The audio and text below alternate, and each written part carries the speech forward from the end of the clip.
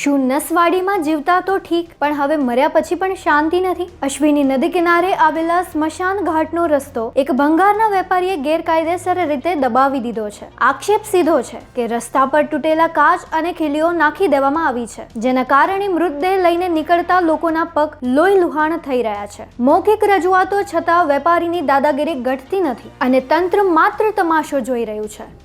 શમશાન જવાનો રસ્તો છે તો ભંગારવાળા બધું જામ કરીને રસ્તા પર એ કરી દીધું છે અને વારંવાર એને કહેતા બી રસ્તો ખુલ્લો કરતો નથી અને કહેવાય જે છે તો ગલી જેવો રસ્તો હાલ લે છે અને રસ્તામાં ખીલીઓ કાચના ટુકડા એવું બધું પડેલું હોય છે. તો અમે એ માટે મામલેદાર સાહેબને આવેદનપત્ર આપવા આવ્યા છે. તો મામલેદાર સાહેબને વિનંતી છે કે અમારો રસ્તો ખુલ્લો કરી આપે. આક્ષેપ તો એ પણ છે કે એક તરફ રસ્તો બંધ છે અને બીજી તરફ કાળઝાળ ગરમીમાં સ્મશાન પર શેડ કે ઓવારો સુદ્ધા નથી. અનેક રજૂઆતો છતાં વહીવટી તંત્ર હજુ ઘોર નિંદ્રામાં છે. આદિવાસી અને દલિત સમાજ આજે મામલતદારને આવેદન આપીને તંત્રને જગાડવાનો પ્રયાસ કર્યો છે. શું વહીવટી તંત્ર આ દબાણ હટાવશે કે પછી કોઈ મોટી દુર્ઘટનાની રાહ જોશે?